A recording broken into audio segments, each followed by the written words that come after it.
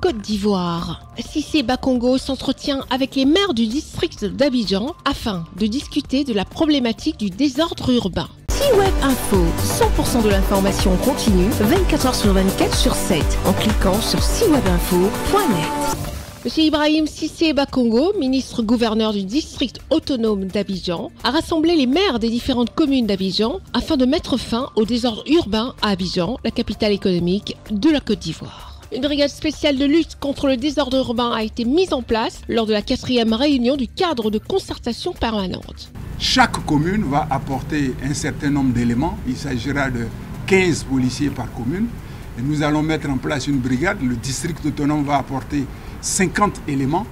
Et cette brigade spéciale va s'occuper essentiellement de la lutte contre la mendicité, contre le commerce ambulant dans nos différentes communes. Les maires ici présents ont apporté au cours de cette réunion leur soutien total aux actions du ministre-gouverneur dans le cadre de la lutte contre le désordre urbain. La délocalisation du marché de bétail de Port-Bouët et les incidents survenus le week-end ont également été abordés dans le cadre d'une concertation permanente. Vous savez déjà que Port-Bouët, c'est l'entrée, la porte d'entrée du district autonome d'Abidjan.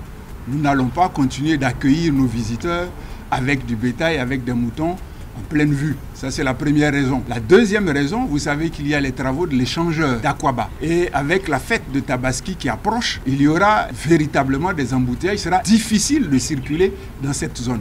Le centre commercial et le centre d'abattage du bétail demeurent à Port-Bouët. C'est le parc à bétail qui a été délocalisé à la casse, à l'ancienne casse d'Adjamé. Et sur ces sites, aujourd'hui, vous avez pratiquement 1000 places.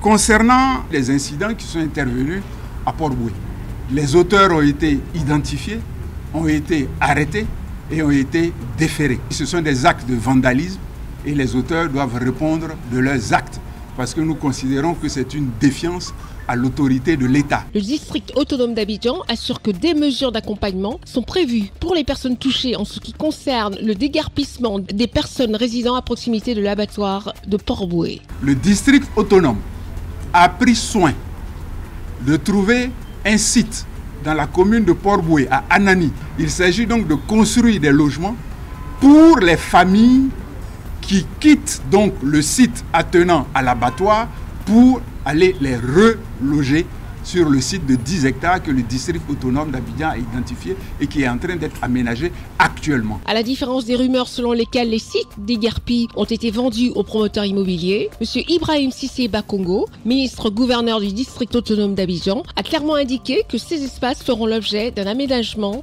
paysager. Retrouvez toute l'actualité afro-mondiale en ligne et en multidiffusion sur C-Web Info et plateformes digitales Facebook, YouTube, Instagram et en simultané sur Radio Voltage 2.